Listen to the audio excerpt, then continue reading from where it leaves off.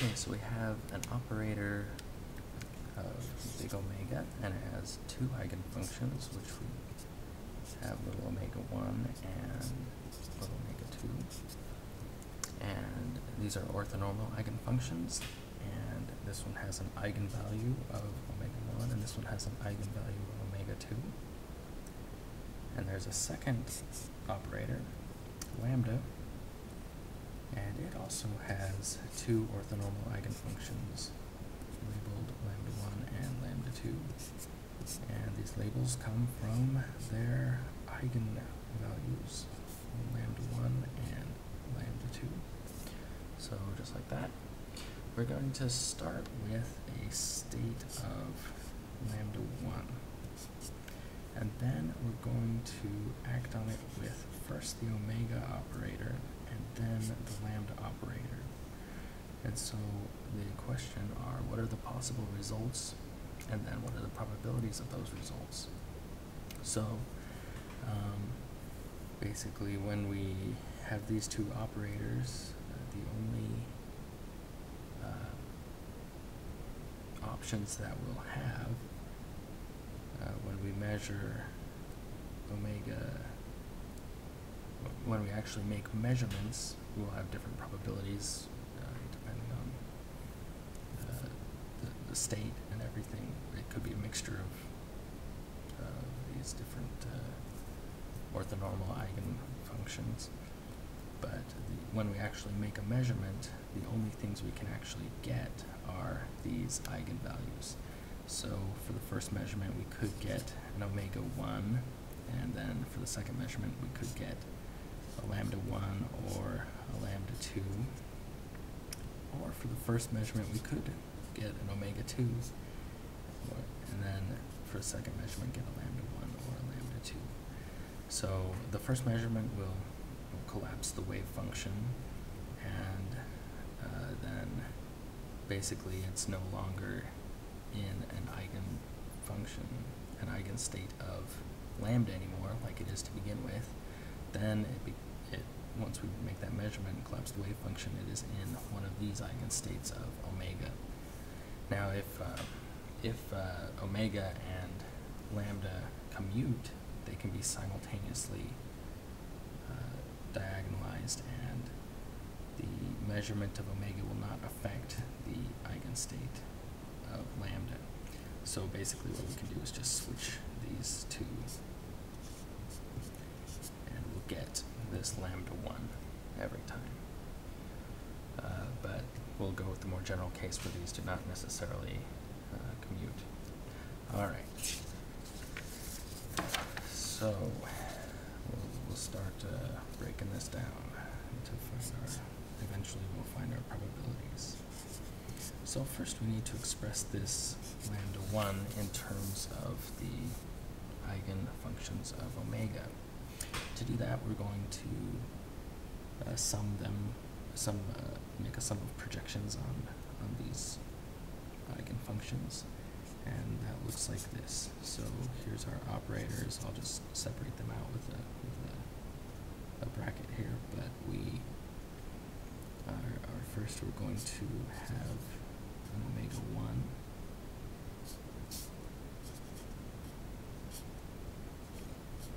projected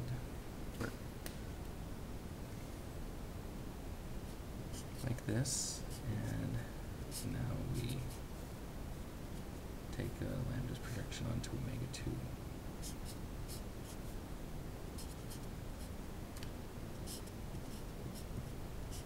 Like so. So our new eigenvectors are here and here, and the coefficients are here and here. Alright, so now we have, since we have these eigenfunctions of omega, we can go ahead and make this omega measurement. And we'll get omega 1 for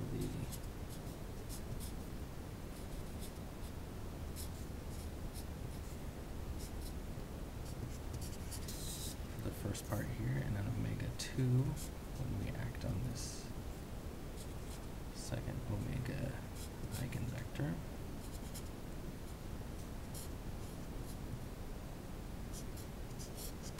Okay, so now we're going to go ahead and express these omega eigenvectors back in terms of the lambda eigenvectors. All right, so we're just going to do this same process again. It's going to get a little bit messy because we have all of these different terms. So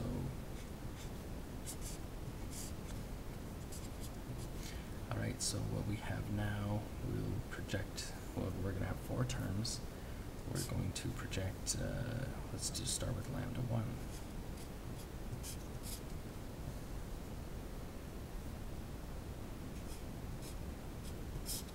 So we throw in this part right here. When we sum over these, it's equal to 1. So that's why we can do this, but I'm breaking the sum up. So now we have this omega 1.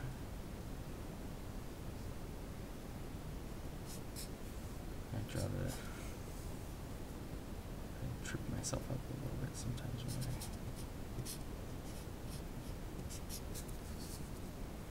when I do the shortcut way of making an X instead of drawing out the actual brackets.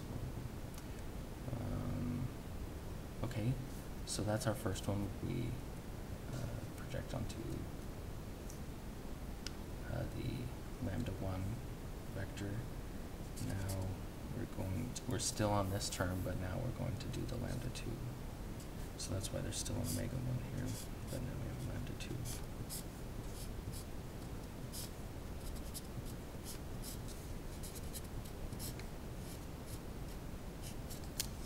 Okay, so now we'll move on down here and project onto lambda 1 and lambda 2 again. This is added. Okay. So now we have an omega 2. Project onto lambda 1. But now we have an omega 2 here.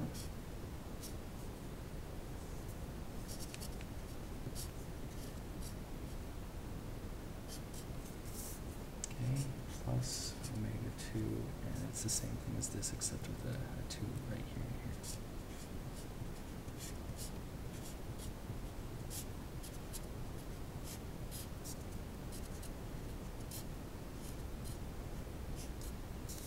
Okay, and this is all acted on by the lambda operator.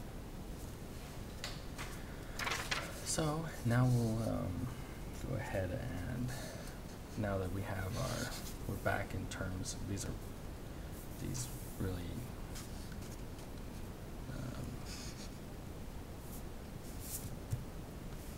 verbose, I don't know, coefficients or whatever. But if we look at the actual kets, right, these are all inner products, they're just constants. But we look at the actual kets here, we're back onto our lambda basis for our lambda eigenstates. So we can act straight on with lambda onto the ket. Just have to ignore all these coefficients for now. So basically we'll get a lambda 1 eigenvalue, lambda 2 eigenvalue, lambda 1 eigenvalue, lambda 2 eigenvalue. So here we go, omega 1, lambda 1, okay, and we still have this eigenket right here. And then I'm going to go ahead and throw an extra parentheses in here just to split off the whole coefficient part.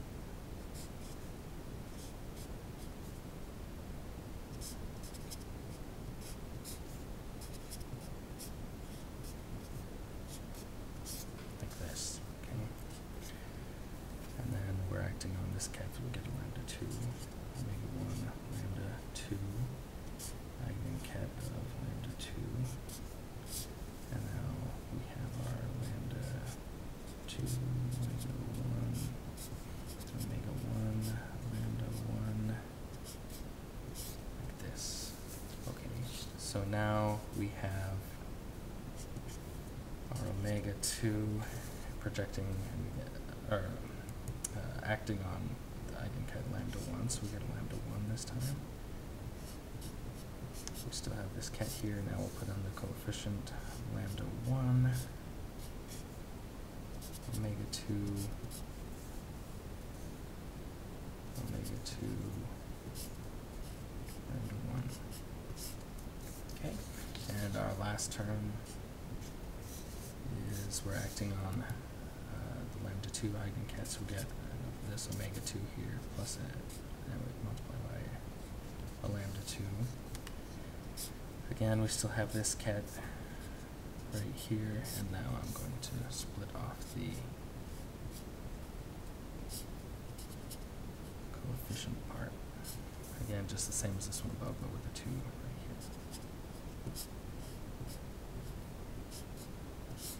here. All right, so if we look at our eigenvalues right here, these are our 4 possibilities. And if we look over here, we will get our 4 coefficients. So the norm squared of these is going to give us the probabilities of these 4 measurement possibilities. All right. So we're going to put everything in terms of lambda 1, omega 1, like this, okay? And when we take the norm squared of this, I'm going to call this p, all right? And this is equal to, if we had the omega 1 in front and then the lambda 1 like this. All right, because once we have skew symmetry, right? So if we didn't have the square here, we just have the conjugate. Normally this is what we would have, something like that. There's this conjugate here, but when we are taking the norm squared, that goes away. So we're able to do this up here. All right. Okay, so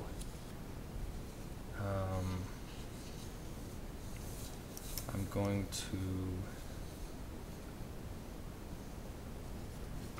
let's label these, we'll do it in purple, as a 1, 1, so that's omega 1, lambda 1, a 1, 2, a 2, 1, and a 2, 2. Okay, this will help us keep track of all of these. Now, okay, so because we have, you can just switch these around. We have our first one here. So when we look at 1, 1, the probability, I'll just call this P11. How about that? P11 is equal to this thing norm squared. So it's this term norm squared multiplied by this term norm squared, and we called that little p, except it's squared because we have 2 of these. All right, so that one's fairly simple. So in order to get some of these other ones, we'll just look at adding probabilities, because we're going to get them all into terms of p. So say we had a, I won't worry about the order too much in here, because again, these things are equal. So say we had an omega 1, lambda 1 squared. Well, that plus an omega 2, lambda 2, or lambda 1, sorry, lambda 1 squared is going to be equal to 1, okay? Or if we had, say we had a 2 here, so omega 1, lambda 2 plus omega 2, lambda 2 is also going to be equal to 1. All right, so this tells us that. Let's just write this out. We'll come back to this. But so omega 1, lambda 1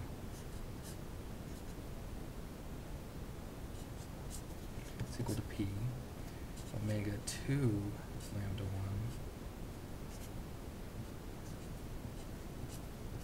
1 norm squared is equal to 1 minus p. Okay. And what else can we say? Omega 1 lambda 2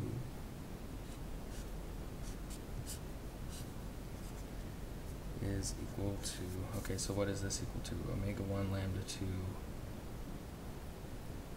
I think we need another piece here to connect these two.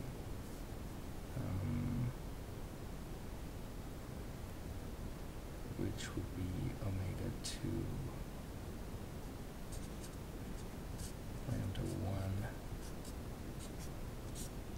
squared plus omega 1 lambda 2 squared equals 1. Okay, and again, you can flip these around and everything like that.